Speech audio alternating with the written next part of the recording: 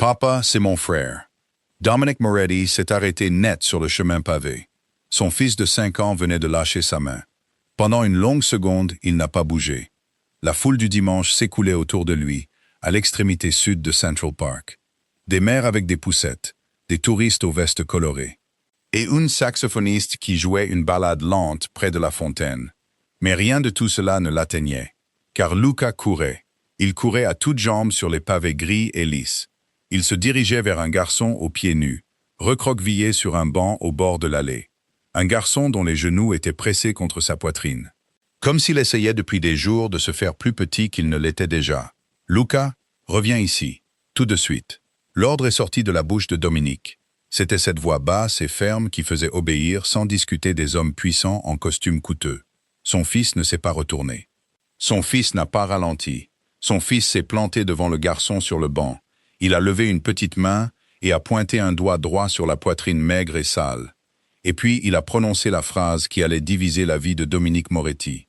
Il y aurait un avant et un après. « Papa, c'est mon frère. » Le sol a tremblé. C'est l'impression que ça lui a faite. Comme si le trottoir sous ses chaussures italiennes cousues main avait glissé d'un degré. Comme s'il commençait à se dérober. Seule la crispation de sa mâchoire le maintenait debout.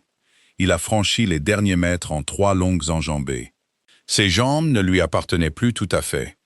Le garçon sur le banc a levé les yeux. Et Dominique, qui avait ordonné la mort d'homme, avec moins d'émotion que la plupart, n'en met à fermer une porte. Qui s'était assis en face de sénateurs et de cardinaux pour imposer ses conditions de sa même voix basse. Il a senti quelque chose dans sa poitrine reconnaître ce visage, avant même que son esprit ne lui en donne la permission. Le garçon avait peut-être 9 ans. Ses joues étaient zébrées de la poussière grise d'un été en ville. Sa chemise avait été blanche autrefois, mais n'avait plus aucune couleur. Ses pieds étaient nus et gris, couverts de vieilles ecchymoses. Mais ce sont les yeux qui ont figé Dominique sur place. Des yeux sombres, des yeux au regard fixe, des yeux qui avaient exactement la même forme que les siens, et la même forme que ceux de sa mère avant lui. Et il semblait détenir un secret que le garçon lui-même ignorait porter. « Luca, ne dis pas des choses comme ça », murmura Dominique, s'agenouillant maintenant, tendant la main vers l'épaule de son fils. « Nous ne le connaissons pas. Viens. » Luca ne bougeait pas. Il prit la main du garçon plus âgé avec la certitude naturelle d'un enfant qui l'avait fait 1000 fois, même si c'était la première fois que ses doigts touchaient ses doigts dans le monde éveillé. « Mais papa, je le connais. Je l'ai déjà vu. Il vient me voir la nuit. » Un courant froid a parcouru l'échine de Dominique.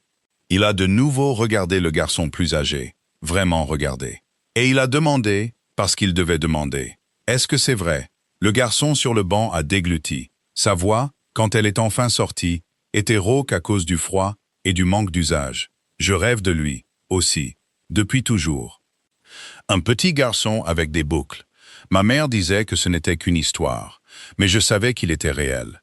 Dominique ne s'est pas rendu compte de son geste avant de l'avoir fait. Il a retiré le petit manteau de laine des épaules de Luca. Il l'a plié une fois et l'a posé doucement sur les os fins du garçon sur le banc.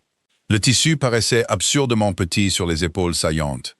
Le garçon a touché le bord du manteau avec 2 doigts, comme s'il pouvait disparaître. « Comment t'appelles-tu » demanda Dominique. « Ethan » dit le garçon. « Ethan Carter. »« Et ta mère » La gorge du garçon bougea une fois. « Sophia. Sophia Carter. » Le nom a frappé Dominique au sternum comme un petit poing fermé. 10 années se sont envolées en un seul souffle. Une femme aux cheveux châtains et aux yeux bleus pâles. Une femme qu'il avait aimée avant qu'il ne devienne l'homme qu'il était. Une femme qui avait disparu de sa vie, ne laissant qu'un mot plié sur son oreiller. Et pendant un long moment, sur le chemin pavé de Central Park, il ne se souvenait plus comment respirer. Au-dessus de lui, d'une voix trop assurée pour un enfant de 5 ans, Luca serra la main du garçon plus âgé et le répéta doucement, comme on confirme une vérité déjà connue. « C'est mon frère. » Dominique se releva. Il tendit une main ferme au garçon sur le banc. « Viens avec nous. Nous allons manger. » Le restaurant était un petit établissement italien à 2 rues à l'est du parc. Le genre d'endroit avec des nappes à carreaux. Le maître d'hôtel reconnaissait Dominique à sa simple inclination de tête à l'entrée. Il a demandé la banquette du fond, celle contre le mur. Le maître d'hôtel n'a pas demandé pourquoi il y avait un enfant aux pieds nus à côté du patron. Il a seulement hoché la tête et les a conduits à leur table. Ethan s'est assis quand Luca a tapoté le cuir à côté de lui. Il n'a pas regardé le menu.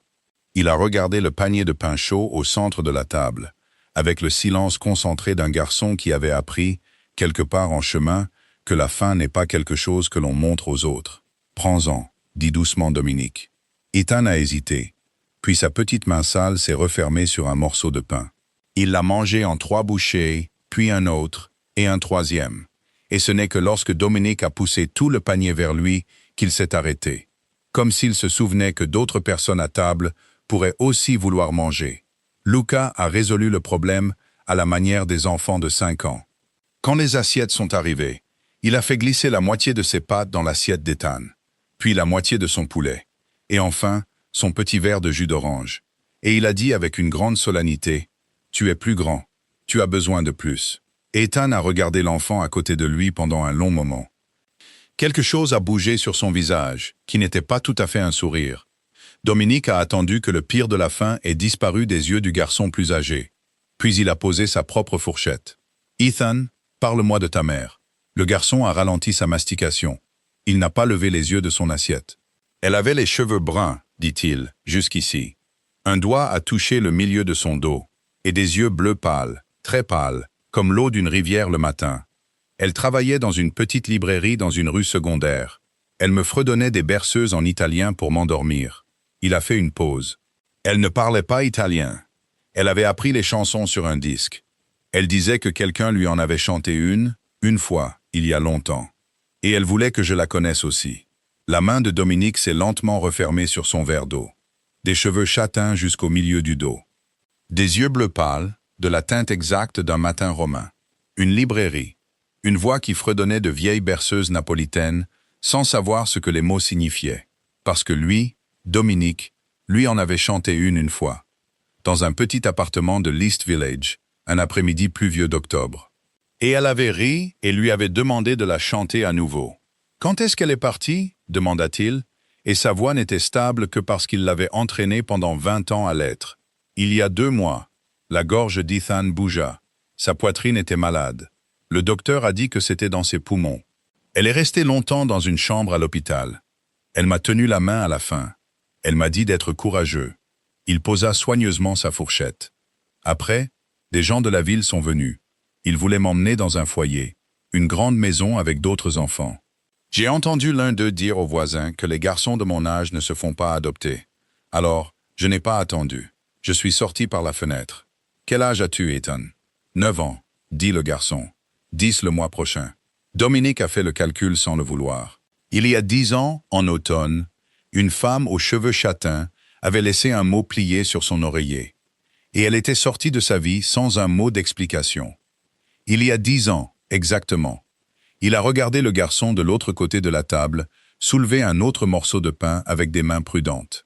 « Ethan, dit-il doucement, depuis combien de temps dors-tu dehors ?» Ethan n'a pas répondu à la question dans le restaurant. Il a seulement regardé ses mains. Dominique ne l'a pas reposé. La voiture les a emmenés vers les beaux quartiers. Elle traversait la lente lumière dorée de la fin d'après-midi. Ethan était assis très droit sur la banquette arrière, entre les 2 frères Moretti. Une petite main était tenue lâchement par Luca. L'autre était posée à plat sur le cuir, comme s'il s'attendait à tout moment à ce qu'on lui dise qu'il avait fait une erreur et qu'on lui demande de sortir. Les grilles de la résidence Moretti dans l'Upper East Side se sont ouvertes sans un bruit. Les yeux d'Ethan se sont écarquillés une fois. Devant la longueur de l'allée, la haute pierre pâle de la maison, et les 2 hommes en costume sombre qui ont incliné la tête au passage de la voiture. Il n'a pas parlé. Il avait appris, quelque part, que les petits garçons qui posent des questions dans des endroits étranges ne restent parfois pas. Rosa Conti attendait en haut des marches du perron. Elle avait 60 ans et portait ses cheveux gris en un chignon soigné à l'arrière de sa tête. Et elle était dans la maison Moretti depuis que Dominique lui-même était un garçon de l'âge de Luca. Elle a regardé Ethan pendant un long moment. Elle a vu les pieds nus. Elle a vu les épaules saillantes sous le petit manteau absurde de Luca. Elle a vu les yeux. Et puis elle a souri comme une femme qui a déjà tout compris, sans qu'on ait besoin de lui dire. « Viens, dit-elle, il y a un bain et des vêtements propres. » Et après, il y a à manger. Ethan a levé les yeux vers Dominique. « Va avec elle, » dit doucement Dominique. « C'est une femme bonne. » Le bain était profond et chaud. Rosa a préparé un pull gris doux et un petit pantalon sombre du placard de Luca, datant de 2 hivers. Elle lui a tourné le dos pendant qu'Ethan se déshabillait. Et elle ne s'est pas retournée quand elle a entendu le petit son rauque d'un garçon qui n'avait pas eu chaud depuis très longtemps. Quand il a retiré sa vieille chemise, quelque chose est tombé sur le sol carrelé avec un petit bruit clair. Rosa l'a ramassé avant qu'Ethan ne puisse l'atteindre. C'était un médaillon en argent de la taille d'une pièce de monnaie. Les bords étaient usés et lisses. Une seule lettre était gravée sur sa face, un S cursif et penché. La chaîne était fine et noircie par le long contact avec la peau. « Ma mère », a murmuré Ethan. « S'il vous plaît, ne le perdez pas. » Rosa a placé le médaillon dans sa paume et a refermé elle-même ses doigts dessus. « Il reste avec toi », dit-elle. Toujours. Le dîner a été servi à l'étage sur un petit plateau. Un bol de pâtes, une assiette de poulet rôti tendre et un grand verre de lait chaud avec une cuillère de miel. C'était exactement comme Rosa l'apportait à Dominique lui-même, les nuits d'hiver, 30 ans auparavant. Elle a posé le verre sur la petite table près du lit. Ethan a soulevé le verre à 2 mains. Ses doigts tremblaient. Il a bu lentement, et quelque chose sur son visage s'est brisé et réparé dans la même seconde, comme s'il n'avait jamais su jusqu'à cet instant que le lait pouvait être chaud, qu'une inconnue pouvait le lui apporter, que le monde donnait parfois des choses sans rien demander en retour. Luca est apparu à la porte en pyjama. « Papa, il dort dans ma chambre ce soir. » Dominique n'a pas discuté. Plus tard, debout dans l'embrasure de la porte, il a regardé son fils se blottir dans le grand lit. Il a drapé un petit bras avec précaution sur les épaules du garçon plus âgé. Ethan ne bougeait pas. Ses yeux étaient ouverts dans le noir, fixés sur le plafond. Il avait encore peur de les fermer. Dominique est descendu. Il a sorti son téléphone de sa poche intérieure. Il a composé un numéro privé. Il s'est raclé la gorge. « Enrico », dit-il doucement. « J'ai besoin d'un test ADN. Discret. Demain. » Ethan était réveillé avant le reste de la maison. Rosa l'a trouvé déjà assis sur le bord du lit à 6h30. Il était entièrement habillé de son pull gris propre, les mains jointes sur ses genoux. Il n'avait rien touché dans la pièce.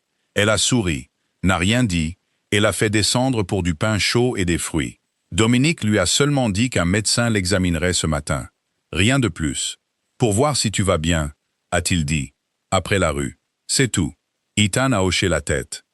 Il n'a posé aucune question. Il est monté à l'arrière de la voiture et s'est assis avec le médaillon tenu lâchement dans son poing fermé. La chaîne était enroulée 2 fois autour de ses doigts. Le docteur Enrico Falcone tenait une petite clinique privée au 3e étage d'un immeuble discret de Midtown. Il les a accueillis lui-même dans le couloir. C'était un vieil homme aux cheveux blancs et aux mains bienveillantes. Il a tout fait en moins de 4 minutes. Un coton-tige à l'intérieur de la joue d'Ethan. Un 2e prélèvement sur Dominique dans une autre pièce où le garçon ne pouvait pas voir. Un petit tube de verre, une signature, un signe de tête. 3 jours, a dit doucement Enrico à Dominique à la porte. Je vous appellerai moi-même. La voiture a pris la direction du sud par Park Avenue, sur le chemin du retour. Ethan regardait les bâtiments gris pâles, défiler derrière la vitre teintée. Avec la même concentration immobile qu'il avait eue pour le panier de pain la veille. Puis, sans tourner la tête, il a parlé. Ma mère m'a dit quelque chose avant de partir. Dominique n'a pas bougé. Elle a dit qu'un jour, je trouverai ma vraie famille. Elle a dit que je ne serai pas seul pour toujours. Elle a dit que Dieu n'oublie pas les enfants dont les mères attendent trop longtemps pour parler. Ethan a dégluti. Elle m'a fait promettre de la croire. La voiture a ralenti à un feu rouge. Elle a dit que son nom était sur le médaillon, a dit Ethan. Le S. Elle a dit qu'il ne savait pas pour moi. Elle a dit que c'était de sa faute, pas de la sienne. Puis il a tourné lentement la tête. Et il a regardé Dominique, assis en face de lui, avec ses yeux sombres et fixes, qui avaient exactement la même forme que les siens. Et il a posé la question de la plus petite voix qu'un garçon de 9 ans puisse produire tout en étant entendu. « Es-tu mon vrai père ?» Dominique ne pouvait pas répondre. Il a entendu les mots. Il a entendu le feu passer au vert. Il a entendu le chauffeur à l'avant prendre une douce inspiration et la retenir. Et il ne pouvait pas ouvrir la bouche. Il a levé une main et a touché l'interphone. « Arrêtez-vous », a-t-il dit, dans la prochaine rue. Maintenant. La voiture a tourné à droite et s'est arrêtée le long d'une rue calme, bordée de maisons en grès brun. Dominique est resté assis, très droit, les deux paumes à plat sur ses genoux, et il n'a pas regardé le garçon à côté de lui, parce qu'il ne le pouvait pas. Il y a des vérités qu'un homme attend 10 ans qu'on lui demande. Il y a des pères qui reconnaissent leur fils, non par le sang, mais par le battement d'un cœur qui a attendu tranquillement pendant une décennie, exactement ce son. La première larme a coulé sur le visage de Dominique Moretti avant qu'il ne s'en rende compte. La seconde a suivi. Il n'a pas levé la main pour les arrêter. Il n'avait pas pleuré depuis le jour de la mort de sa propre mère, et il avait oublié ce que cela faisait de laisser le sel couler. Ethan, très prudemment, a tendu la main à travers le siège et a posé une petite main sur la sienne. Aucun d'eux n'a parlé. 3 jours plus tard, une enveloppe blanche et simple a été placée sur le bureau dans le cabinet privé de Dominique Moretti. Dominique a verrouillé la porte de son cabinet derrière lui, avant de toucher l'enveloppe. Il est resté debout devant le bureau un long moment sans s'asseoir. La pièce était silencieuse de cette manière particulière que les pièces deviennent silencieuses. Quand un homme a fermé une porte que personne dans la maison n'est autorisé à ouvrir. Les lourds rideaux avaient été tirés pour laisser entrer la lumière du milieu de matinée. Sur le mur derrière lui, une seule photographie en noir et blanc de sa mère le regardait depuis son cadre, comme elle avait regardé chaque décision importante de sa vie. Il a pris le coupe-papier, il l'a glissé sous le rabat. Il a sorti la seule page pliée et l'a dépliée sur le sous-main en cuir. Ses yeux sont allés directement aux chiffres. 99,99%. Il n'a pas bougé. Il a relu la ligne, comme un homme prudent lit un contrat. Comme si les mots pouvaient se réarranger en autre chose s'ils ne regardaient pas. Ils ne se sont pas réarrangés. Disaient ce qu'ils avaient dit la première fois. L'échantillon soumis pour le mineur, identifié comme Ethan Carter, âgé de 9 ans, partageait la paternité avec l'échantillon soumis pour Dominique Moretti, avec une certitude de 99,99%. Il s'est lentement assis dans son fauteuil. 10 ans, pensa-t-il. 10 ans sans savoir. 10 ans d'une femme aux cheveux châtains, portant un enfant seul dans un petit appartement au-dessus d'une librairie, parce qu'elle avait eu trop peur du monde dans lequel il vivait pour nommer le père sur l'acte de naissance. Il comprenait maintenant. Il comprenait le mot plié sur son oreiller. Il comprenait le silence et la disparition, et les 10 ans d'un garçon grandissant de l'autre côté d'un mur qu'elle avait construit entre eux, par amour et par peur. Il a posé la page et a pressé les paumes de ses 2 mains contre ses yeux. On a frappé doucement à la porte. Entrez. Marco Bellini est entré et a refermé la porte derrière lui sans un bruit. Il était le consigliere de Dominique depuis 12 ans, et avant cela, celui de son père. Et il avait appris très tôt à lire le visage de Dominique Moretti, au plus petit resserrement du coin de la bouche. Il a regardé son patron maintenant. Il a regardé la page sur le bureau. Il n'a pas posé la question. Il s'est seulement assis dans le fauteuil d'en face et a attendu. Il est à moi, Marco. Marco a hoché la tête une fois, lentement. Que veux-tu que je fasse? Dominique l'a regardé. Sa voix était stable quand elle est venue, parce qu'elle devait l'être. Enregistre le garçon officiellement comme mon fils. Nom complet sur les papiers. Reconnaissance complète. Héritage complet. Protection complète. Je veux que ce soit fait proprement, et je veux que ce soit fait discrètement. Et je veux que ce soit fait cette semaine. Considérez que c'est fait. Et Marco, Dominique a tourné son fauteuil d'un quart de tour vers la fenêtre. Appelle Milan. Fais rentrer Isabella plus tôt que prévu. Je ne lui annoncerai pas ça par téléphone. Combien plus tôt? Dès qu'elle peut être dans un avion. Marco s'est levé. Il n'a plus parlé. Il s'est dirigé vers la porte, l'a ouverte et s'y est arrêté une fois, une main sur le cadre. Et il y avait une chaleur sur son vieux visage qui n'y était pas quand il était entré. Félicitations, Don Moretti. La porte s'est refermée derrière lui.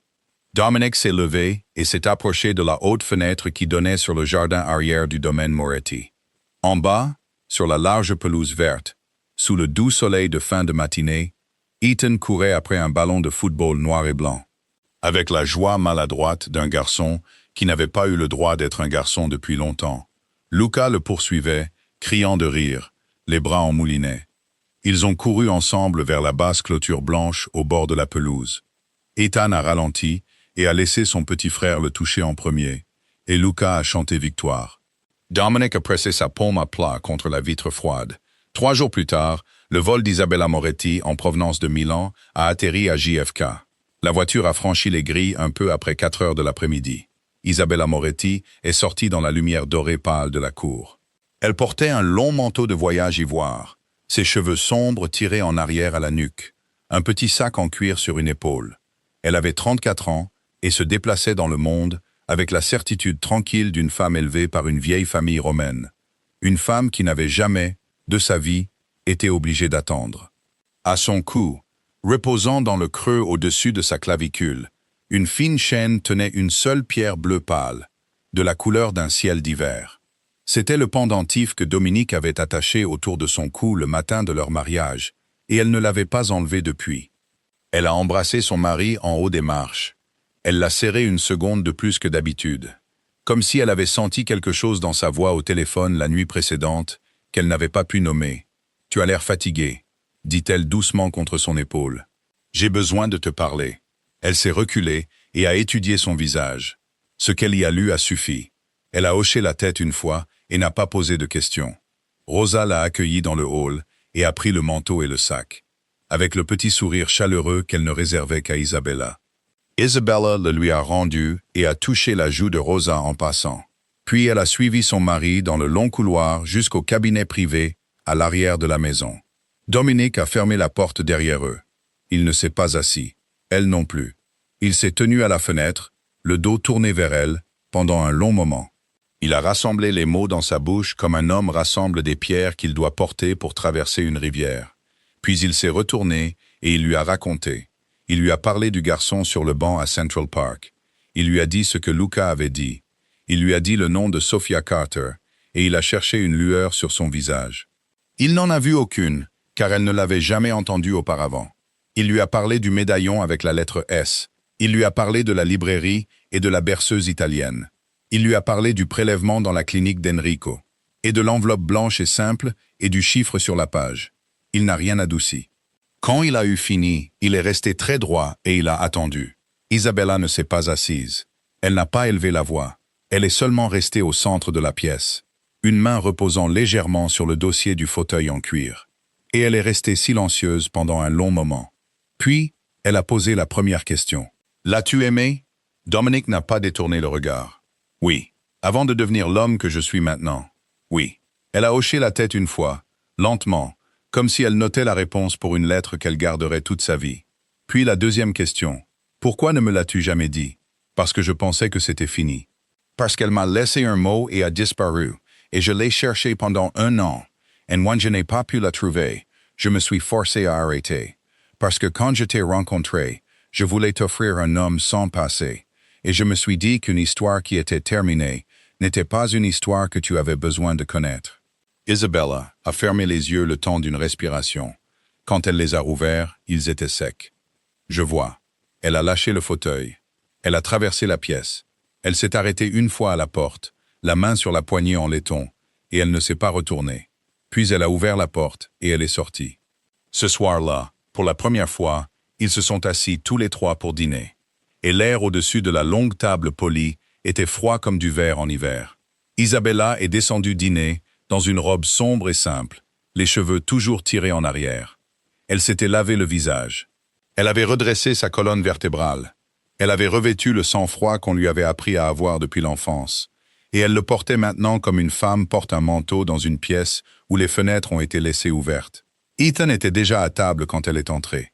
Il s'est levé à son arrivée, comme Rosa le lui avait discrètement appris cet après-midi.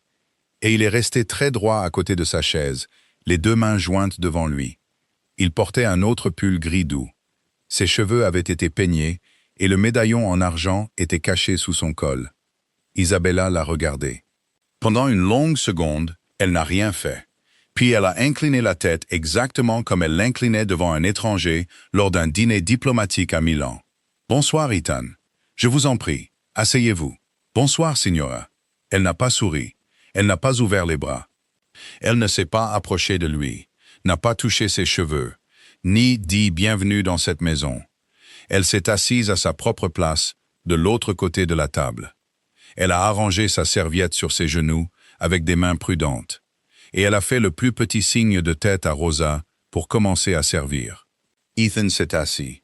Luca, qui avait observé avec la terrible clarté d'un enfant de 5 ans, est descendu de sa propre chaise. Il a contourné la table et est remonté sur la chaise juste à côté d'Ethan. Il l'a fait sans demander. Il a pressé sa petite épaule contre le bras de son frère et y est resté. La soupe est arrivée. Personne n'a parlé. Les couverts touchaient la porcelaine avec les petits bruits clairs d'une maison où personne n'avait encore décidé ce qui pouvait être dit et ce qui ne le pouvait pas. Au milieu du deuxième plat, Luca a posé sa cuillère. « Maman !» Isabella a levé les yeux. « Ethan est mon frère. Tu dois l'aimer aussi. » Toute la pièce s'est figée. La gorge d'Isabella bougea une fois. Sa main s'est resserrée sur le pied de son verre d'eau jusqu'à ce que ses jointures blanchissent. Elle a ouvert la bouche et aucun son n'est sorti. Elle l'a refermée. Elle a regardé son petit garçon aux grands yeux sérieux. Et elle a regardé le garçon assis à côté de lui, le regard fixé sur son assiette, les épaules très rentrées. Et elle n'a pas parlé parce qu'elle ne pouvait pas, à ce moment-là, faire la différence entre ce qu'elle voulait ressentir et ce qu'elle ressentait. Elle a posé la serviette à côté de son assiette. « Pardonnez-moi. » dit-elle doucement à personne en particulier. « Je suis très fatiguée du vol. » Elle a quitté la pièce. Dominic l'a trouvée 1 heure plus tard dans la bibliothèque à l'arrière de la maison. Elle était assise dans le fauteuil à oreilles près du feu, les jambes repliées sous elle, toujours dans sa robe sombre. Ses mains étaient jointes sur ses genoux. Elle n'a pas tourné la tête quand il est entré. Il a traversé la pièce et s'est assis sur le pouf bas en face d'elle. « Isabella, j'ai besoin de temps, Dominic. » Sa voix était très stable et très fatiguée. « Ne me demande pas de faire semblant. » Il l'a regardée pendant un long moment. Puis il a hoché la tête une fois. « D'accord. » Aucun d'eux n'a vu la petite ombre qui se tenait dans le couloir, devant la porte de la bibliothèque. Ethan était descendu pour un verre d'eau. Il en avait assez entendu. Il a tourné doucement sur ses pieds nus et est remonté par le large escalier jusqu'à la chambre d'amis au bout du couloir. Il est monté dans le lit, a tiré les couvertures sur sa tête, et il s'est recroquevillé dans la plus petite forme qu'un garçon puisse prendre. Le matin, alors que Rosa posait son assiette dans la cuisine, Ethan la regarda avec ses yeux sombres et fixes et dit très doucement « J'essaierai de ne pas la déranger. » Dominic l'a inscrit à l'école préparatoire Saint-Vincent le lundi suivant. C'était la même école privée où Luca allait en maternelle, un bâtiment calme en pierre grise dans une rue ombragée de l'Upper East Side, avec un portail en fer forgé et une cloche de chapelle qui sonnait le début de chaque heure. Marco avait passé les appels la veille. La directrice n'avait posé aucune question. Un dossier avait été ouvert au nom d'Ethan Carter Moretti, et les papiers étaient en ordre lorsque Bruno a conduit les 2 garçons sur les marches de l'entrée dans la voiture noire le premier matin. Ethan a tenu la main de Luca tout le long du chemin.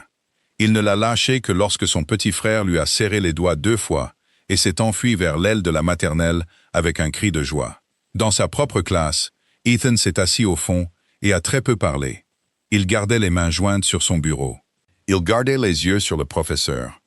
Il a répondu à chaque question qui lui était posée, calmement et correctement, et il n'a pas répondu à une seule qui ne l'était pas. À la fin de la 2e semaine, son professeur de mathématiques était venu trouver Rosa à la grille de l'école. « Le garçon a 2 ans d'avance sur sa classe dans toutes les matières, » a dit la femme. Où que sa mère lui ait enseigné, elle l'a bien fait. Rosa a transmis les mots à Dominic ce soir-là. Dominic n'a pas répondu pendant un long moment. Puis il a seulement hoché la tête et s'est retourné vers la fenêtre. L'après-midi, quand le chauffeur ramenait les garçons à la maison, Ethan prenait son goûter dans la cuisine, puis il suivait tranquillement Rosa dans la maison. Il lui a demandé un après-midi, debout à son coude pendant qu'elle pliait du linge, si elle pouvait lui apprendre l'italien. « Pourquoi, tesoro ? » « Parce que ma mère me chantait des berceuses en italien. Elle ne connaissait pas les mots. Je veux les connaître. » Rosa a posé le linge. Elle l'a fait asseoir à la longue table de la cuisine. Et elle a commencé ce même après-midi avec les mots pour le pain, l'eau, la mer et le ciel. Ethan a répété chacun 2 fois, exactement, et ne les a pas oubliés. La nuit, quand la maison était devenue silencieuse, Luca laissait la porte de sa propre chambre, ouverte de la largeur d'une petite main. La bande de lumière dorée et chaude tombait à travers le couloir sombre. Et elle atteignait l'embrasure de la porte de la chambre d'amis où Ethan dormait seul. Ethan lui a posé la question un soir dans le couloir. Luca a levé les yeux vers son frère aîné avec la certitude solennelle d'un enfant de 5 ans. Comme ça, tu sais que je suis toujours là, même quand tu ne peux pas me voir.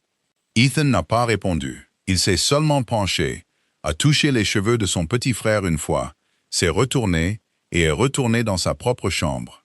Et il n'a pas fermé sa porte non plus. Isabella observait tout cela de loin. Elle disait bonjour à Ethan au petit déjeuner.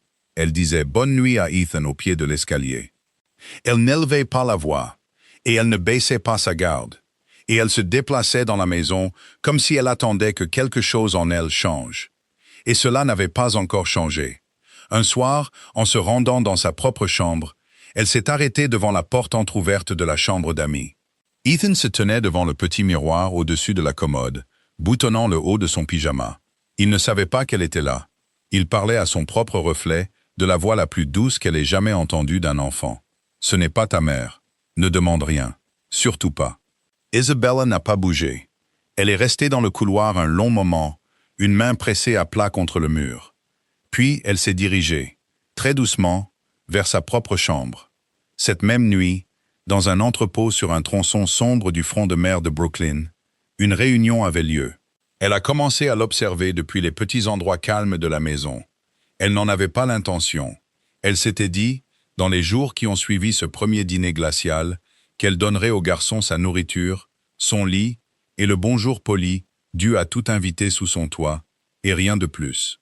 Elle le pensait vraiment. Elle avait construit un mur pour une bonne raison, et elle n'avait pas l'intention d'y ouvrir une porte. Mais le garçon n'arrêtait pas de lui donner des raisons de regarder. Au déjeuner du dimanche, il a coupé sa propre portion d'agneau rôti en 2 sans qu'on le lui demande. Et il a fait glisser le plus gros morceau dans l'assiette de Luca. Quand Luca a protesté qu'on lui en avait déjà donné beaucoup, Ethan a seulement dit, de sa voix calme, « Tu grandis. Moi, plus tellement. » Il l'a dit comme un garçon dit une chose qu'il se dit à lui-même depuis longtemps. Isabella a baissé les yeux sur son verre de vin et n'a pas répondu. Après le repas, quand Rosa a commencé à ramasser les assiettes, Ethan s'est levé. Il a ramassé la sienne et celle de Luca et les a portées, en équilibre précaire, jusqu'au buffet où Rosa les lui a prises avec un petit signe de tête. Il a fait la même chose au petit déjeuner le lendemain matin et le matin d'après. Il ne s'est jamais assis pour attendre d'être servi 2 fois. Il remerciait toujours Rosa quand elle posait son assiette. « Gracias, señora », avait-il commencé à dire depuis sa 2e leçon d'italien. Isabella, passant devant la porte de la cuisine un après-midi avec une pile de correspondances à la main, l'a entendu le dire, et elle s'est arrêtée le temps d'une respiration complète avant de se forcer à continuer à marcher. Un jeudi pluvieux, elle l'a trouvé dans la bibliothèque. Elle était venue chercher un volume sur l'architecture romaine sur l'étagère du haut. Elle avait pensé que la pièce était vide. Ethan était recroquevillé dans le fauteuil en cuir près de la fenêtre. Un grand livre était ouvert sur ses genoux, et il ne l'a pas entendu entrer jusqu'à ce qu'elle dise son nom. Il a levé les yeux. Son doigt tenait toujours sa place sur la page. Isabella a traversé la pièce et a regardé par-dessus son épaule. C'était un texte médical, un volume d'anatomie de niveau universitaire de la 2e étagère, l'un des plus lourds. Le chapitre qu'il lisait portait sur le cœur humain. « Tu comprends quelque chose à tout ça, Ethan ?»« Une partie, señora. » Il n'a pas fermé le livre. « Les mots que je ne connais pas, je les écris. Rosa m'aide à les trouver dans le dictionnaire le soir. »« Pourquoi ce livre ?» Ethan est resté silencieux un moment. Ma mère voulait être médecin. Elle n'a pas pu aller à l'école assez longtemps. Elle me disait le nom des os quand je n'arrivais pas à dormir. Il a touché le bord de la page avec un doigt prudent. Elle aurait aimé ce livre. Je le lis pour elle et pour moi. Quand je serai plus grand, j'aimerais être médecin aussi. Pour les enfants qui n'ont personne. Isabella n'a pas parlé. Elle est restée là, la pluie coulant sur la haute fenêtre derrière elle. Et elle a regardé le garçon dans le fauteuil pendant un long moment. Puis elle a dit doucement, « Ne perds pas ta page. » Elle a quitté la bibliothèque sans le livre qu'elle était venue chercher. Cette nuit-là, dans la faible lumière de leur chambre, elle s'est assise sur le bord du lit. Elle a parlé à Dominique, le dos tourné, les mains jointes sur ses genoux. Je voulais le détester, Dominique. J'ai essayé, mais il ne me donne pas une seule raison de le faire. Dominique a mis son livre de côté. Il a tendu la main par-dessus les couvertures et a doucement refermé sa main sur la sienne. Alors ne te force pas, Isabella. Ne ferme juste pas la porte complètement. Elle n'a pas répondu, mais ses doigts se sont resserrés une fois autour des siens. Puis le téléphone sur la table de chevet a sonné brusquement dans la pièce silencieuse. Et Dominique a vu le nom de Marco sur l'écran. Et la voix de Marco, quand il a décroché, était basse, urgente et brève. Dominique a pris l'appel dans le couloir, devant la chambre, une main pressée à plat contre le mur à côté du cadre de la porte, l'autre tenant le téléphone très près de son oreille. Isabella ne l'a pas suivi. Elle avait appris, en 5 ans, qu'enfermer la porte de la chambre et faire semblant de ne pas l'avoir vu sortir. La voix de Marco était basse et saccadée. Quelque chose se prépare, Dominique. Je ne sais pas encore quoi, mais quelque chose. Parle. 2 de nos informateurs sur les quais ont entendu la même histoire de 2 bouches différentes au cours des dernières 48 heures. Une famille rivale prépare quelque chose contre nous. Personne ne veut dire qui. Celui qui est derrière a payé très cher pour le silence. Cela nous dit déjà que ce n'est pas une petite affaire. Dominic n'a rien dit. Il y a plus. Les hommes d'Angelo ont vu 3 VUS noirs sans plaque d'immatriculation passer devant l'école préparatoire Saint-Vincent ce matin. Lentement, 2 fois. Une première fois à la dépose, une autre à la sortie. Ils ne se sont pas arrêtés. Ils n'en avaient pas besoin. Les garçons? Bruno les avait dans la voiture et hors de la rue en moins de 40 secondes. Ils n'ont rien vu. Luca a cru que c'était un jeu. Dominique a fermé les yeux le temps d'une respiration. Quand il les a rouverts, le couloir était le même, et tout y avait changé. Bouclage complet de la résidence, a-t-il dit. Angelo sur la résidence. 3 équipes, sans interruption. Bruno, personnellement sur les garçons, porte à porte, dans les 2 sens, tous les jours, jusqu'à nouvel ordre. Personne d'autre ne les conduit. Personne. Peu importe qui le demande. C'est fait. Et Isabella n'en entend pas un mot. Pas encore. Elle en a assez vu ce mois-ci. Compris? Il a mis fin à l'appel et est resté un moment dans le couloir, le téléphone toujours à la main. Quand il est retourné dans la chambre, il arborait le petit sourire prudent qu'il avait porté toute sa vie d'adulte pour le bien des gens qu'il aimait. Et Isabella a levé les yeux de son livre et n'a pas posé de questions. Le lendemain matin, sans aucun changement dans sa voix ou dans la routine, Bruno a emmené les garçons à l'école dans une voiture blindée. Une deuxième voiture suivait à la bonne distance. Angelo Ricci a fait le tour du périmètre de la résidence à chaque heure, avec 2 hommes derrière lui. Marco s'est installé dans la suite d'invités à côté du bureau. La maison avait exactement la même apparence que la semaine précédente, et aucun de ses membres, à part Dominique, ne comprenait que les murs s'étaient épaissis de 15 cm. Ce soir-là, après le souper, Ethan est venu à la porte du bureau. Il n'a pas frappé. Il s'est seulement tenu dans l'embrasure de la porte, une main sur le cadre, et a attendu d'être vu. Dominique a levé les yeux des papiers sur son bureau et a posé son stylo. Entre Ethan. Le garçon a traversé le tapis et s'est arrêté à un pas prudent du bureau. J'ai vu les hommes dehors aujourd'hui. Ils sont plus nombreux. Dominique n'a pas répondu tout de suite. Et Bruno nous a conduits dans les 2 sens. Il ne faisait pas ça la semaine dernière. Non. Les mains d'Ethan étaient jointes devant lui. Ses yeux étaient fixés sur le visage de son père. Il était très calme quand il a demandé. « Est-ce que c'est à cause de moi que la famille est en danger ?» Dominique a ouvert la bouche. Il l'a refermée. Il avait répondu à des questions plus difficiles que celles-ci, posées par des hommes plus durs que cet enfant. Et il ne pouvait pas, pendant un long moment, trouver un mot à y opposer. Il y a un silence particulier qui s'installe dans la gorge d'un père, quand un fils de 9 ans lui demande une chose qu'aucun garçon de 9 ans ne devrait jamais être forcé d'envisager. Et Dominique connaissait ce silence maintenant. Il a contourné le bureau. Il a posé ses 2 mains sur les petites épaules. « Tu n'es la cause de rien, sauf d'une bonne chose dans cette maison. Tu me comprends? Rien de ce qui arrive n'est de ta faute, et rien de ce qui arrive ne te touchera. Je te le promets. » Ethan l'a regardé pendant un long moment, puis il a hoché la tête une fois, s'est retourné et est sorti de la pièce. 1 heure plus tard, Marco est entré par la même porte, l'a fermée derrière lui, et il a posé une seule feuille de papier pliée sur le bureau devant Dominique. « Ceux-ci, dit-il doucement, sont les gens qui ont appris pour Ethan au cours des 7 derniers jours. » Dominique a déplié la feuille sous la faible lampe de son bureau. La liste était courte. Marco avait été prudent. Il y avait 11 noms, disposés dans la petite écriture précise de Marco. Chacun avec une date à côté, et un seul mot notant comment l'information avait circulé. Rosa, Enrico Falcone, la directrice de l'école préparatoire Saint-Vincent, 2 hommes de la sécurité de la maison, un employé du bureau d'état civil de la ville qui avait traité les papiers, un avocat du bureau Moretti qui avait rédigé la révision de l'héritage, et 2 des lieutenants qui étaient présents dans le bureau le matin où Marco avait ouvert le dossier de reconnaissance pour leur signature en tant que témoin. Dominic a lu la liste 2 fois. Son doigt s'est arrêté sur le dernier nom, Vincent Torres. Il a levé les yeux. Vincent était dans le bureau ce matin-là? Il y était. Il a signé comme témoin du dossier. Sa signature est sur la 2e page. Et Marco ne s'est pas assis. Il est resté debout de l'autre côté du bureau, les mains jointes lâchement devant lui. Et il a choisi ses prochains mots, comme un homme choisit des pierres pour un mur qu'il n'est pas certain de vouloir construire. Vincent a reçu 4 appels cette semaine, d'un numéro que je ne peux pas tracer. 2 d'entre eux, tard dans la nuit. Pas d'une ligne que nous connaissons. Les hommes d'Angelo surveillaient nonchalamment son immeuble hier. Ils ont vu un homme quitter le hall dont le visage n'est dans aucun de nos dossiers. Il y a aussi de l'argent. Un dépôt sur son compte personnel il y a 8 jours. 60 000. Aucune origine déclarée. Il n'en a pas parlé. Dominic s'est lentement adossé. Vincent Torres était avec la famille Moretti depuis 11 ans. Il dirigeait les opérations du Queens.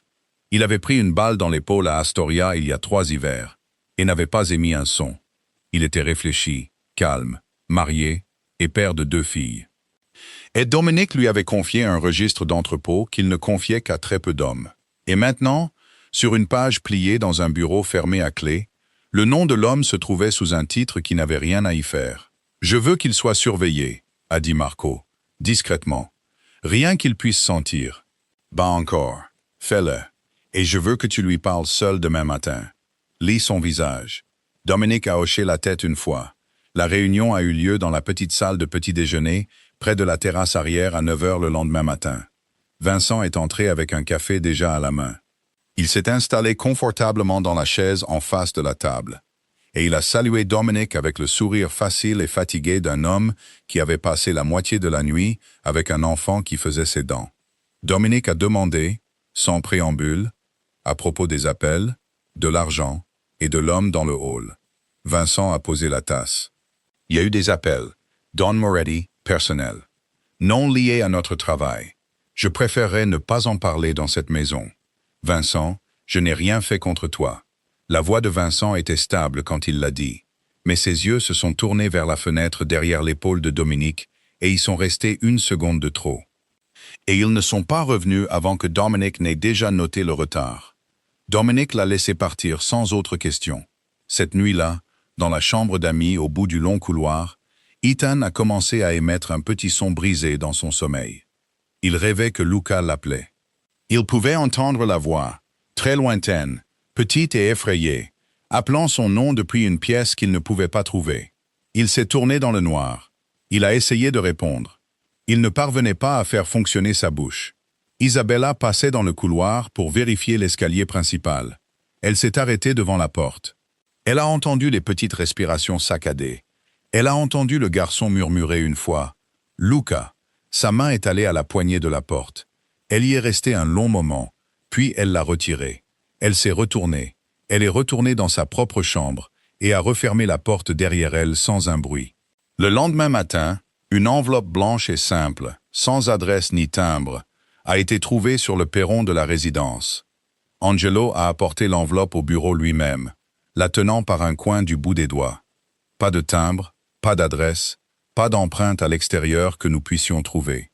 Un des hommes de nuit a vu un livreur à vélo la déposer et s'enfuir. Le temps qu'il arrive à la grille, le vélo était déjà à 3 rues de là. Dominic l'a ouverte avec le coupe-papier. Une seule photographie a glissé sur le sous-main en cuir. C'était un tirage couleur, pris avec un téléobjectif. Elle montrait Ethan sur les marches de l'école préparatoire Saint-Vincent. Petit cartable sur une épaule, une main levée dans un petit salut à quelqu'un hors champ. L'angle était bas. Le photographe était de l'autre côté de la rue et à au moins 100 mètres de distance. Ethan ne savait pas qu'il avait été vu. Sous la photographie, sur une feuille de papier simple pliée, une seule ligne avait été tapée. Un bâtard reste un fils. Dominique a posé le papier à plat à côté de la photographie. Il a regardé les deux pendant un long moment. Il n'a pas élevé la voix. Marco, fais-les tous venir. Dans 2 heures. Ils sont entrés par l'entrée latérale, un par un, 4 lieutenants en manteau sombre. Et Vincent Torres a été le dernier à franchir la porte. Dominique les a fait asseoir autour de la longue table, dans la salle de réunion à côté du bureau. Et il a posé la photographie et la note au centre de la table, où chaque homme pouvait les voir. Et il n'a rien dit pendant 1 minute entière. Puis il a parlé.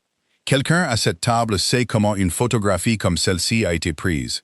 Quelqu'un à cette table sait comment une note comme celle-ci est arrivée sur mon perron. Je veux savoir qui. Maintenant. Personne n'a bougé.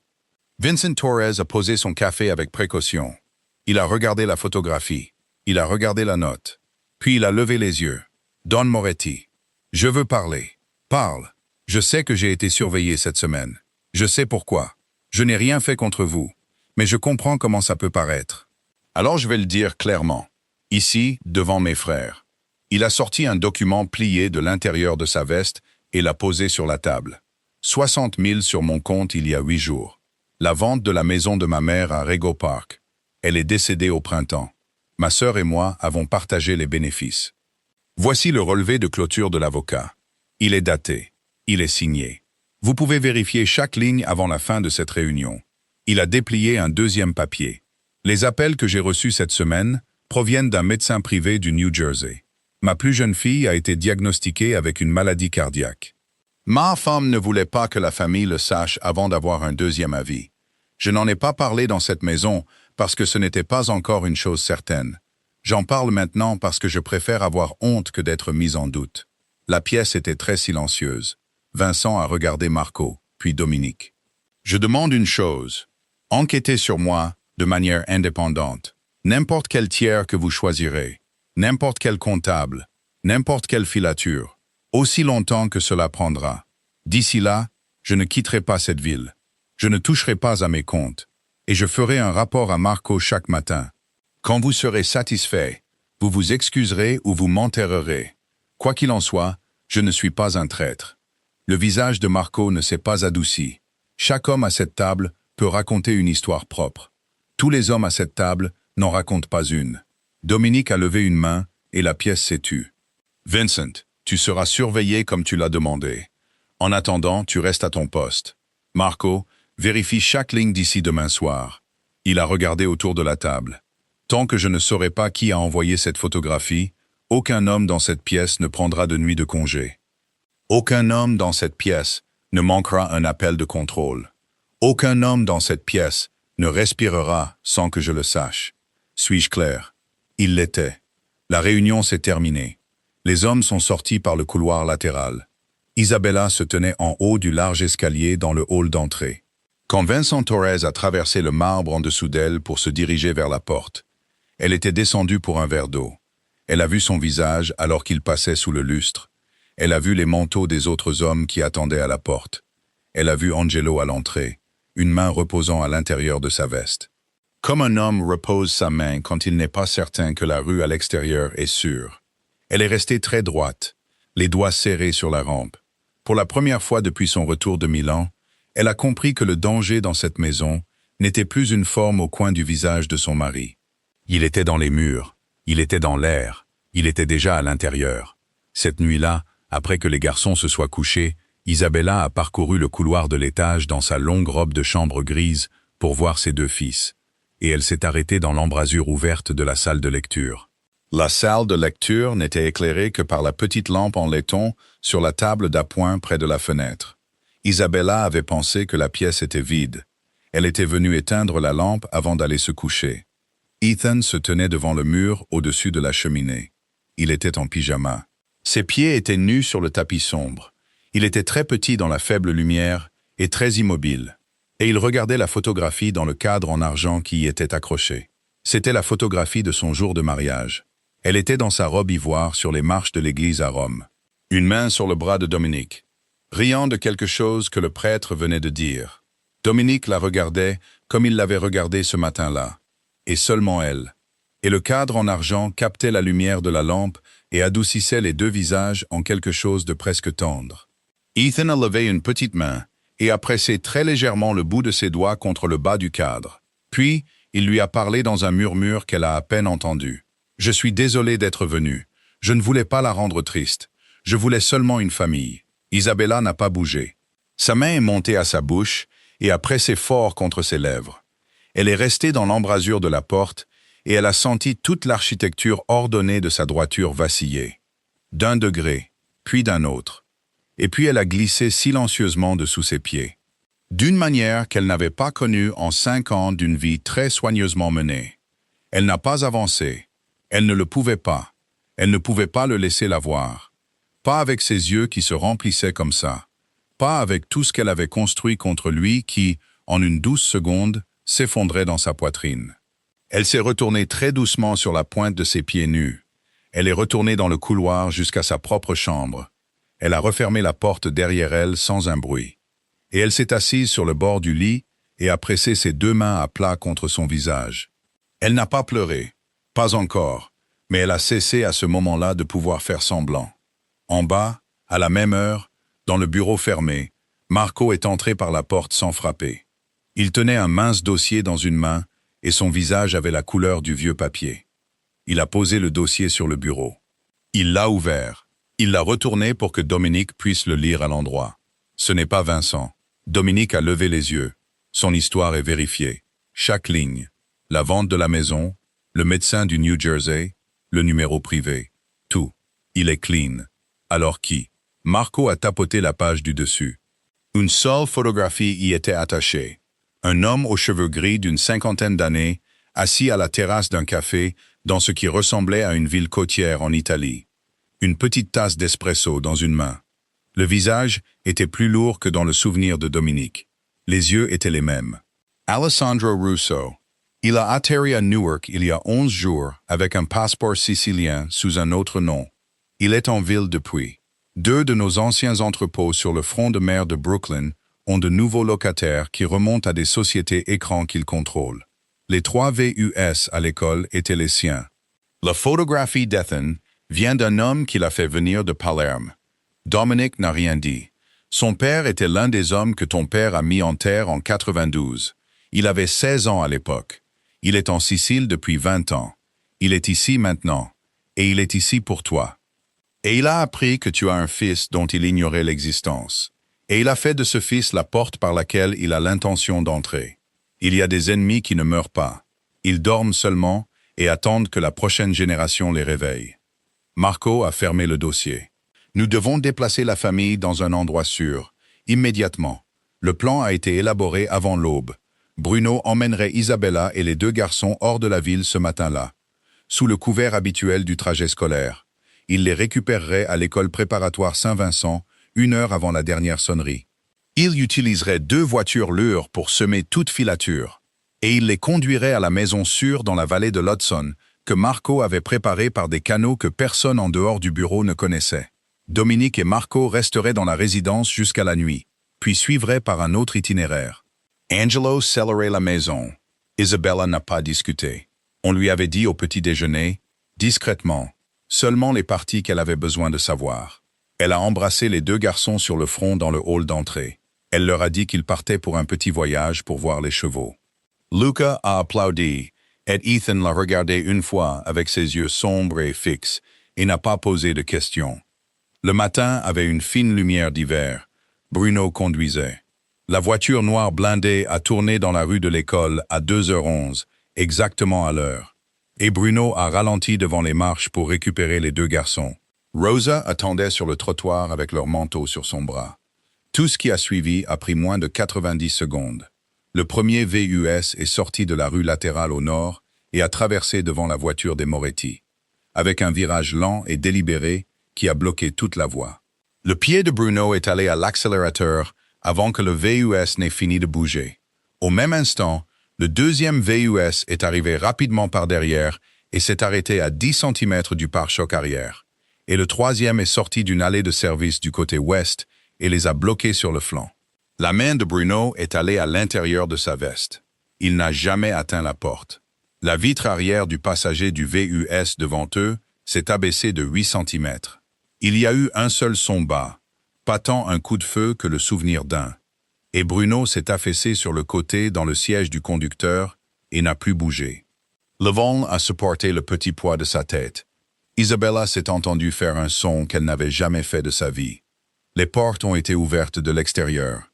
Des hommes en manteaux sombres et cagoules sombres se sont déplacés, avec l'économie entraînée de gens qui avaient déjà fait ça. L'un a sorti Luca de son siège d'appoint avec une main sur sa bouche. L'un a pris Ethan par le col de son manteau et l'a soulevé corporellement hors de la porte en un seul mouvement. Un troisième est venu pour Isabella. Elle s'est tordue et a frappé le manteau avec son poing. On lui a répondu par une main à l'arrière de son cou qui l'a poussé en avant et vers le bas. Et un sac en tissu noir est venu sur sa tête et la lumière s'est éteinte. Rosa criait sur le trottoir. Quelqu'un l'a frappée à la poitrine avec le plat de la main et elle est tombée sur les marches de l'école. Elle n'a pas été frappée à nouveau. Il n'était pas venu pour elle. Luca a commencé à crier pour son père. Sa petite voix, aiguë et brisée, s'est élevée dans l'air d'hiver et y est restée. Isabella a été poussée dans le VUS du milieu en premier, puis Ethan, puis Luca, en dernier, criant toujours. Les portes ont claqué.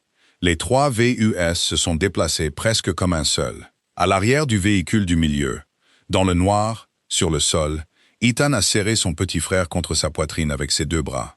Il a pressé ses lèvres sur le dessus de la tête bouclée sous la capuche. « Ne regarde pas », a-t-il murmuré. « N'ouvre pas les yeux. Je suis là.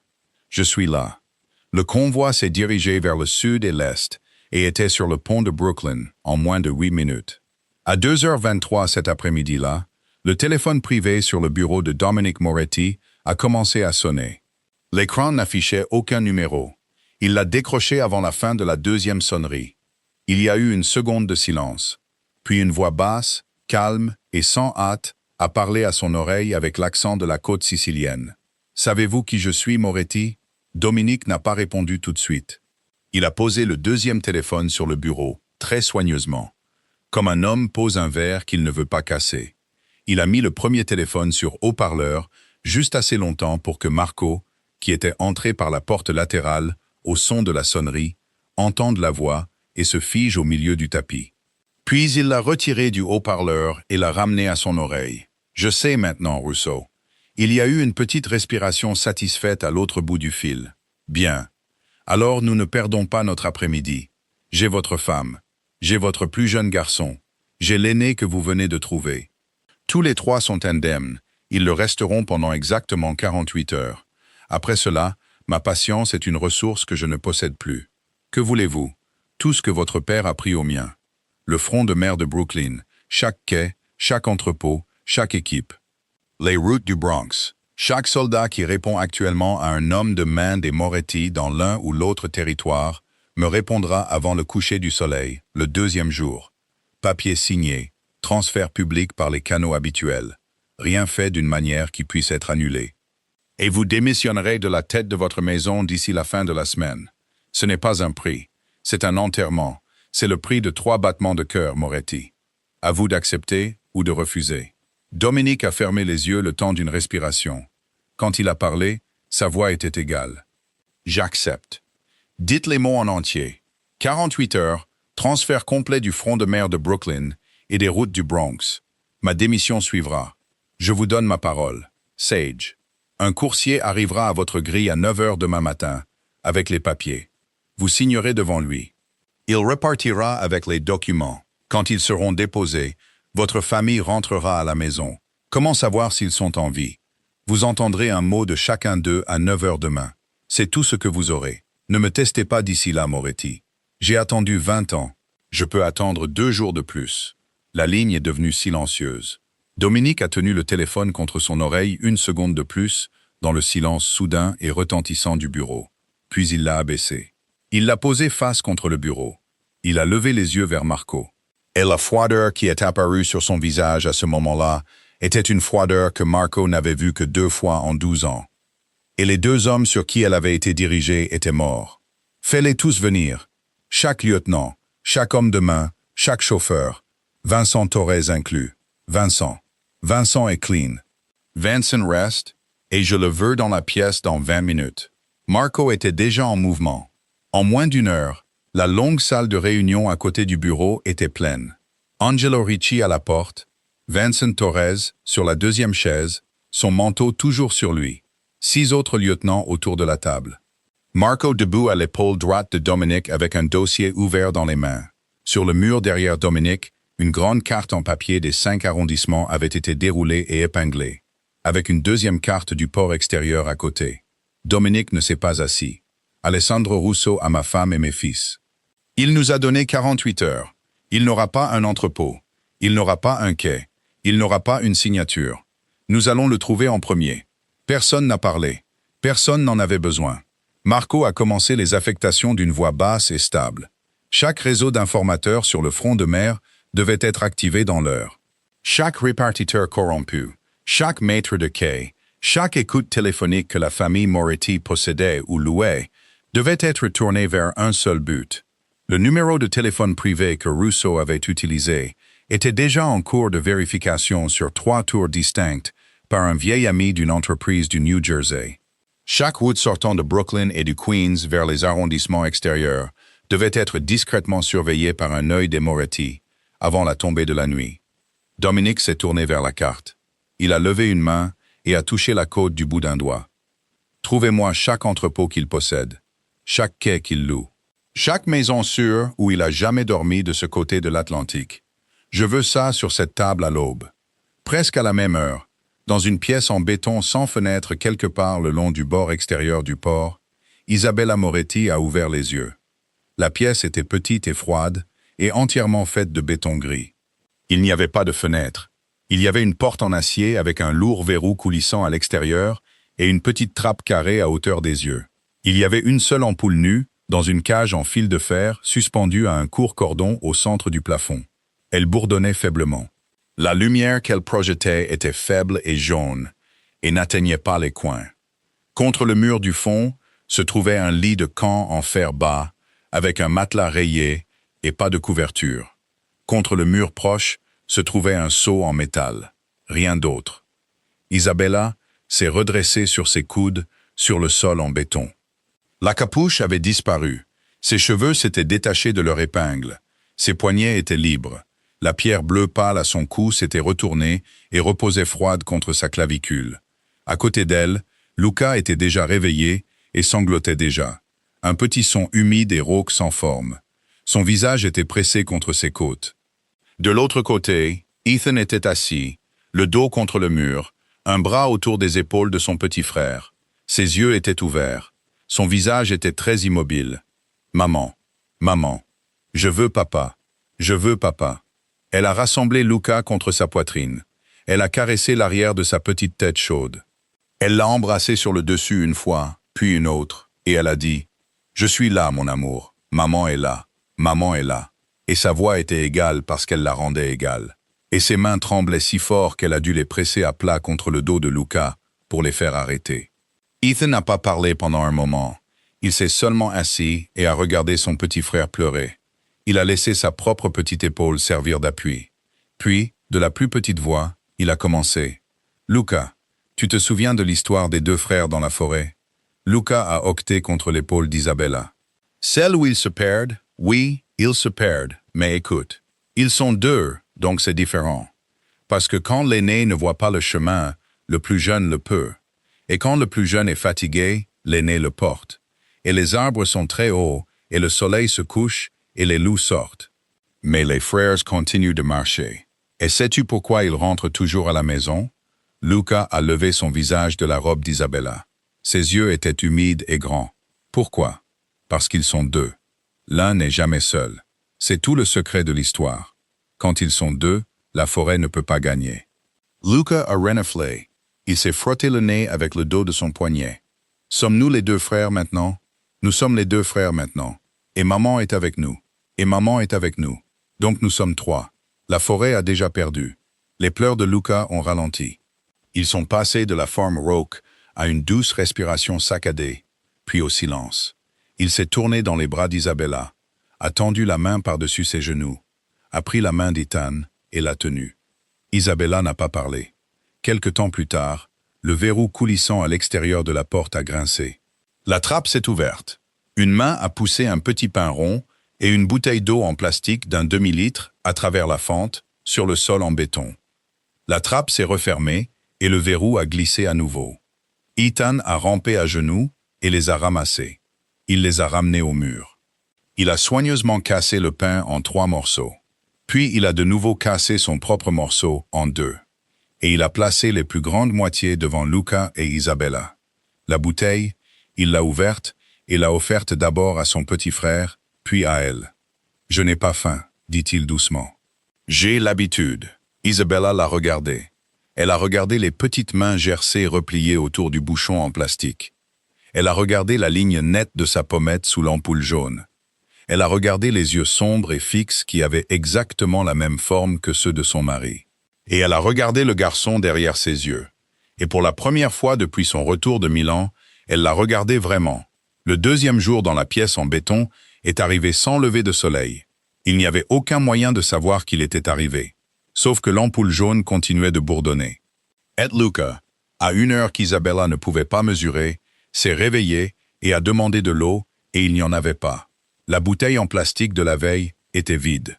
Ethan avait donné la dernière gorgée à son petit frère sans le dire. Isabella l'avait vu faire. À un moment donné, après ce qu'elle a deviné être midi, des pas lourds ont retenti dans le couloir extérieur. Le verrou coulissant a grincé.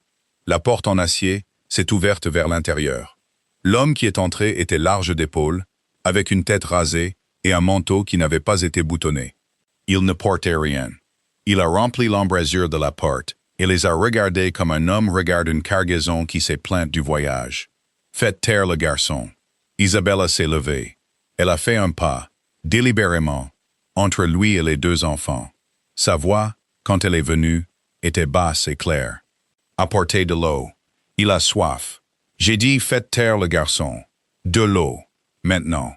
La main de l'homme s'est levée et l'a frappé, paume ouverte, au centre de la poitrine. Et ce n'était pas un coup destiné à faire mal, mais la poussée d'un homme qui ne la considérait pas digne de l'effort d'un poing. Elle a reculé de 2 pas, et l'arrière de son mollet a heurté le pied en fer du lit de camp, et elle est tombée sur le côté. Et le coin de sa tempe a heurté le bord du cadre avec un petit son sourd. Luca a crié. Ethan a bougé avant qu'Isabella n'ait fini de tomber. Il était sur ses pieds et a traversé l'espace entre eux, en moins d'un souffle. Et il s'est planté entre Isabella sur le sol et l'homme dans l'embrasure de la porte. Les 2 petits bras étendus de chaque côté. Et sa voix, quand elle est sortie de lui, était un son qu'aucun d'eux n'avait jamais entendu d'un enfant de 9 ans. Ne la touchez pas. L'homme a baissé les yeux. Il a regardé le garçon comme on regarde un petit chien qui aboie dans une embrasure de porte. Puis Zori, un rire court et sec sans aucune chaleur, et a secoué la tête une fois, s'est retourné et est retourné dans le couloir. La porte s'est refermée. Le verrou a glissé. Ethan n'a pas bougé pendant un moment. Ses mains étaient toujours levées. Ses épaules tremblaient. Puis il s'est retourné et est tombé à genoux à côté d'elle. Il y avait du sang à sa tempe. Pas beaucoup.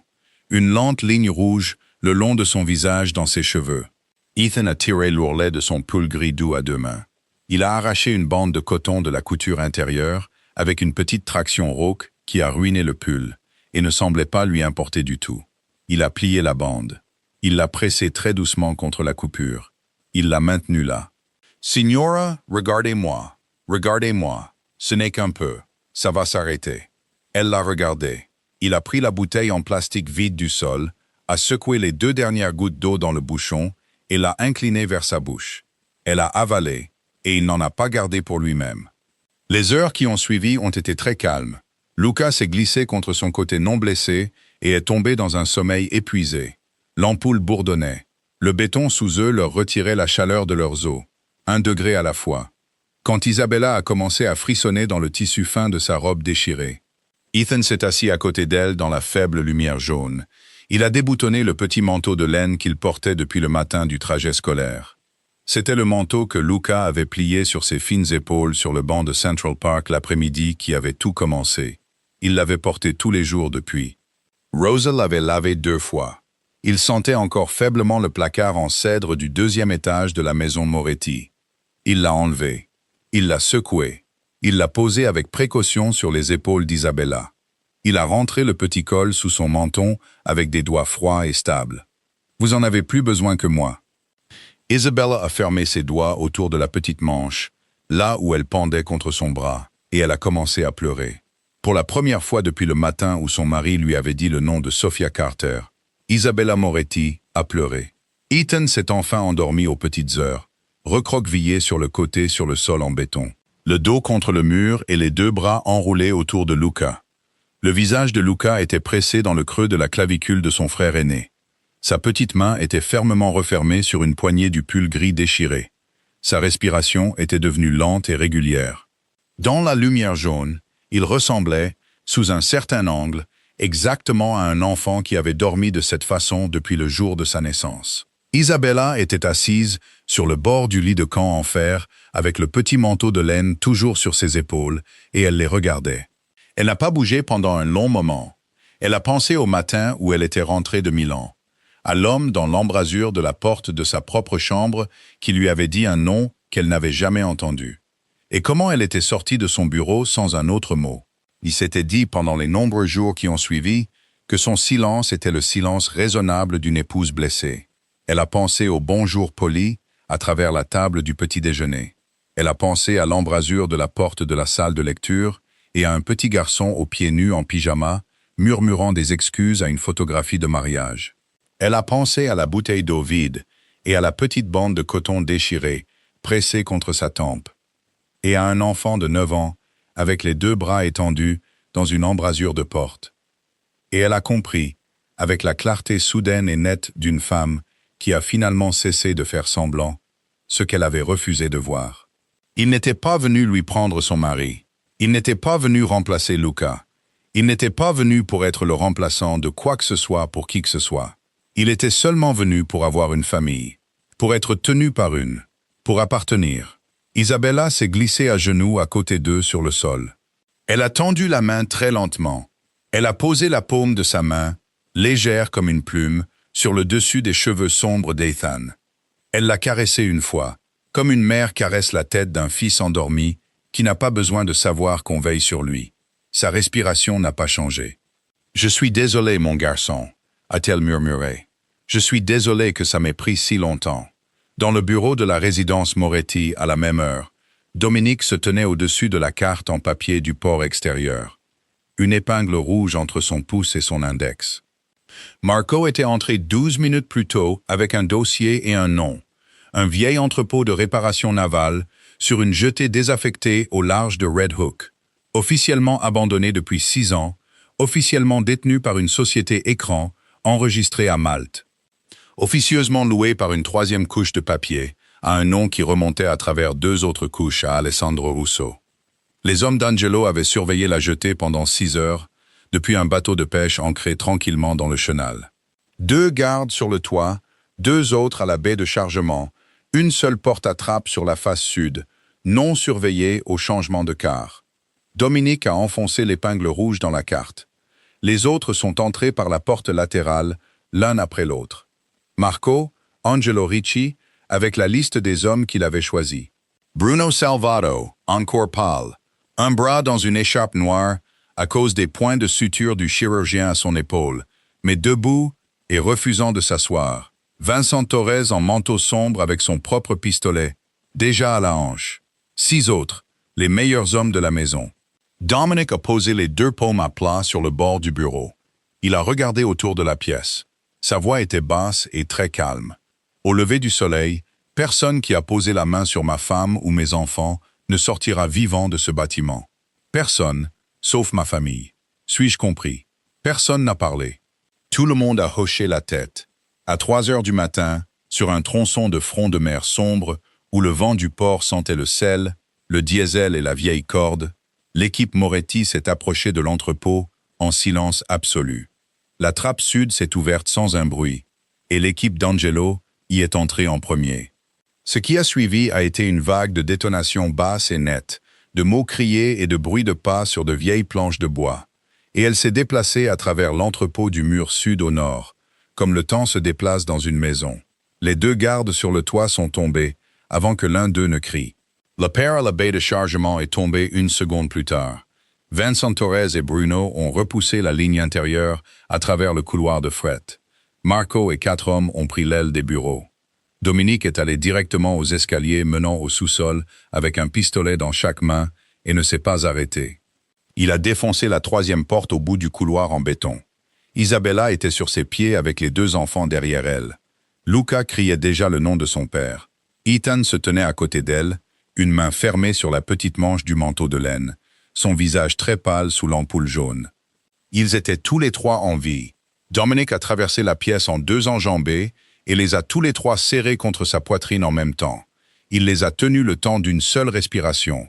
Avec moi maintenant. Ne regardez pas sur les côtés. Ne vous arrêtez pas.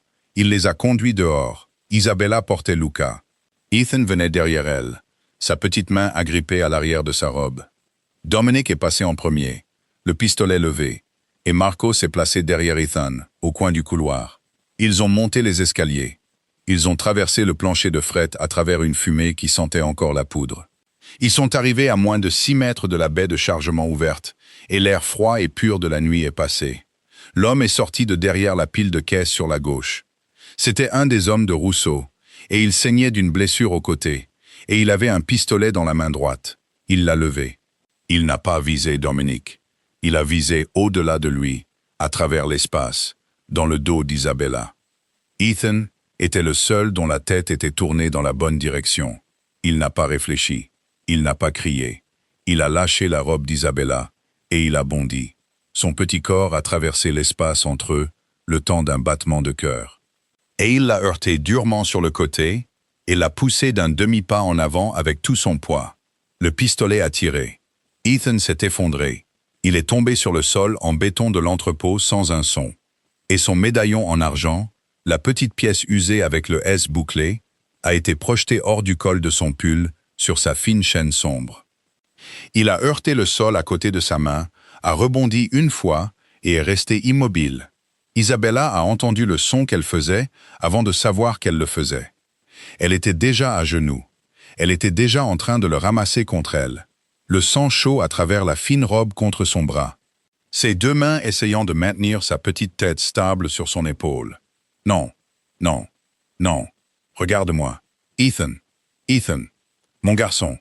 Ne ferme pas les yeux. Ne ferme pas les yeux. Tu m'entends? Tu m'entends? Ne les ferme pas. S'il te plaît. S'il te plaît. S'il te plaît. Dominic s'est retourné au même instant et a tiré 2 fois. L'homme derrière les caisses est tombé et n'a plus bougé. Marco était déjà à l'épaule de Dominic, le téléphone sorti, et sa voix a coupé la fumée comme un fil. Attrapez Rousseau. Il ne quitte pas ce bâtiment. Vivant est un bonus. Je n'en ai pas besoin.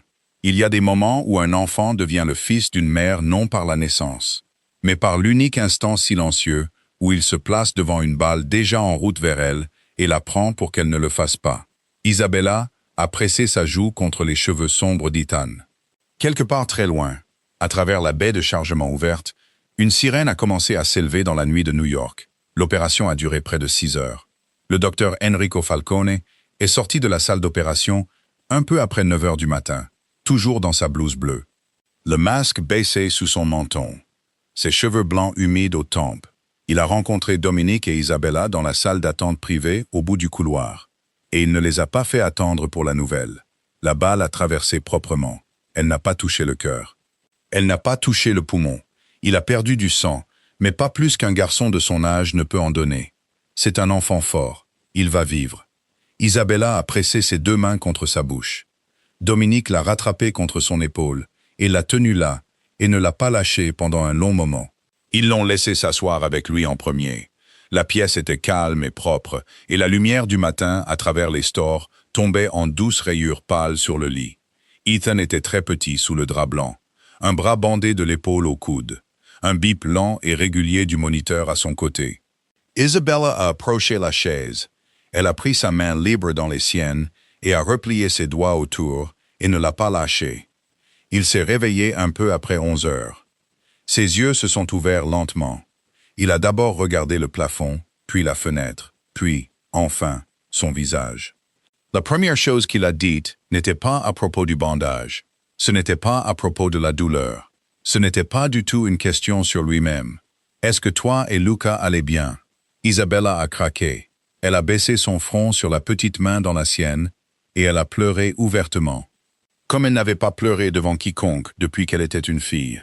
Quand elle a enfin pu lever la tête, elle a porté la main à sa propre gorge, avec des doigts qui tremblaient encore. Elle a dégrafé la fine chaîne qui y reposait depuis le matin de son mariage. Et elle a libéré la petite pierre bleu pâle. Elle l'a placée au centre de sa paume ouverte et a doucement refermé ses doigts dessus. À partir d'aujourd'hui, tu ne m'appelles plus Signora. Tu m'entends? Tu es mon fils. Les yeux d'Ethan se sont remplis de larmes. Il n'avait pas de mots.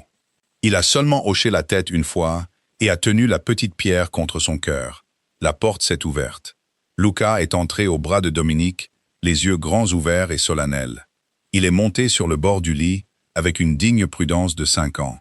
Il a regardé son frère aîné pendant un long moment. Puis il s'est penché et a légèrement pressé son front contre celui d'Ethan. « Je t'avais dit que je n'ai plus besoin de rêver.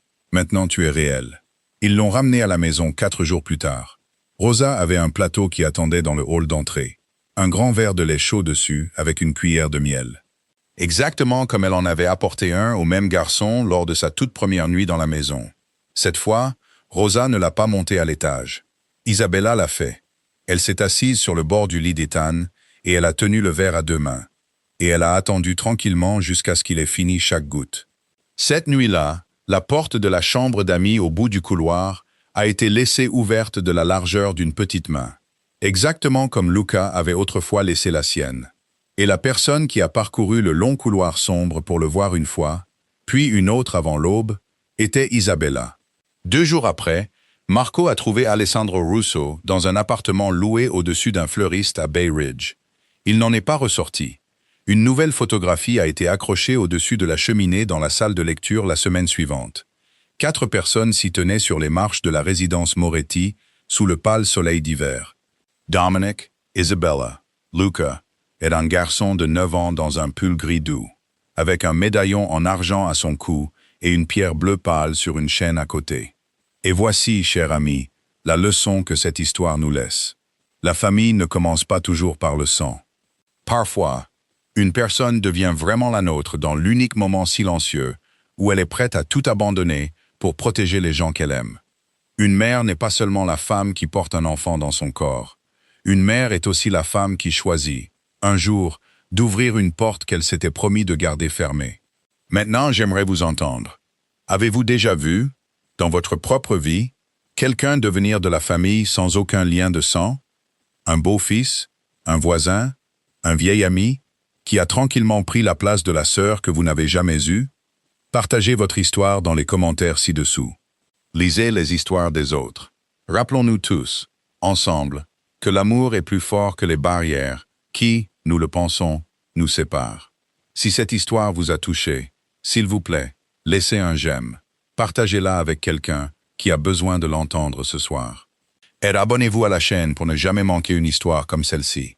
Chaque j'aime, chaque partage, chaque nouvel abonné nous aide à apporter plus d'histoires comme celle-ci à plus de cœurs à travers le monde. Je vous souhaite une bonne santé. Je vous souhaite un foyer paisible. Je vous souhaite des jours doux et des nuits tranquilles. Et des gens à vos côtés qui vous choisissent, encore et encore. Merci d'être resté avec moi jusqu'au tout dernier mot. Prenez bien soin de vous et prenez bien soin de ceux que vous aimez. Au revoir pour l'instant et je vous retrouve dans la prochaine histoire.